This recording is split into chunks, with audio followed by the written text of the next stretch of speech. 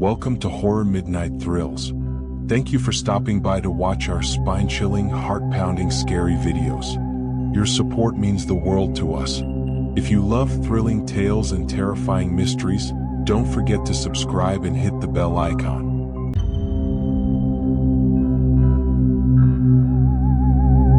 It was a moonless night when Emma arrived at the old Victorian house on the outskirts of town. The house, with its creaking floors and whispering walls, had always given her chills, but she needed the money, and the Thompsons were paying well for the evening. Mr. and Mrs. Thompson were attending a gala and wouldn't be back until late. Their 6-year-old daughter, Lily, was fast asleep in her room upstairs. "There's food in the fridge and the emergency numbers are on the counter," Mrs. Thompson said, her voice a little strained. "We should be back around midnight." As the door closed behind them, Emma felt an uneasy silence envelop the house. She double-checked the locks and turned on some lights to chase away the shadows. After settling on the couch with a book, she heard a faint noise from upstairs. It sounded like whispering. She dismissed it as the old house settling, but the noise persisted, growing louder. Deciding to check on Lily, Emma climbed the stairs, each step echoing in the stillness. She opened Lily's bedroom door to find the girl sound asleep, but the whispering had grown louder, now unmistakably coming from the attic. Emma's heart raced as she approached the attic door. She hesitated, gripping the doorknob, but the whispering was relentless, almost calling her name. Taking a deep breath, she opened the door and climbed the narrow stairs into the dark attic. The room was filled with old furniture, dusty boxes, and cobwebs. At first, she saw nothing unusual, but then her eyes were drawn to an old mirror in the corner. The whispers seemed to be coming from it. She stepped closer, feeling a cold draft brush against her skin. As she peered into the mirror, she saw not her reflection, but a shadowy figure standing behind her. Emma spun around, but the attic was empty. Trembling, she looked back at the mirror. The figure was still there, its eyes glowing with a sinister light. The whispers grew louder, forming words that chilled her to the bone. "Get out, or she will stay forever." Panic surged through Emma as she fled down the stairs, nearly tripping in her haste. She reached Lily's room to find the girl sitting up in bed, wide-eyed with fear. "What's wrong?" Emma asked, trying to keep her voice steady. "The whispering, it says you need to leave," Lily whispered. Emma gathered Lily in her arms and hurried downstairs, determined to leave the house. She tried the front door, but it wouldn't budge. The windows were locked tight, and the whispering was everywhere now, filling the house with an eerie chorus. Desperate, Emma remembered the emergency numbers and dialed Mr. Thompson's phone. The call connected, but all she could hear was static and distant whispers. Suddenly the phone went dead.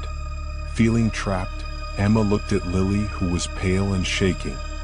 "We have to find another way out," she said, trying to sound confident. They headed to the kitchen, hoping to find a back door or an open window.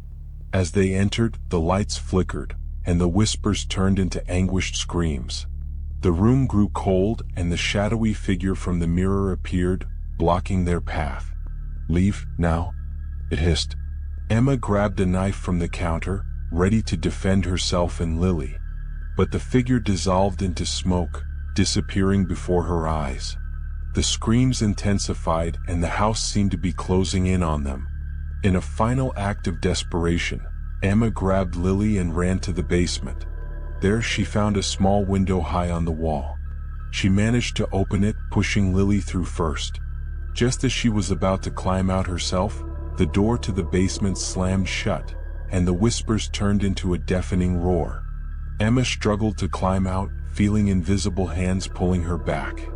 With a final burst of strength, she managed to escape, tumbling into the yard with Lily.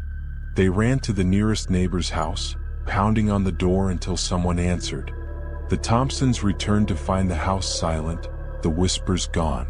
They moved away soon after, leaving the cursed house behind. Emma never babysat again, but the echoes of that night haunted her dreams forever. She could still hear the whispers, reminding her of the evil that lurked within those old walls. And every full moon, when the night was darkest, she could swear she saw the shadowy figure watching her from the mirror, whispering her name, reminding her that the horror was never truly over.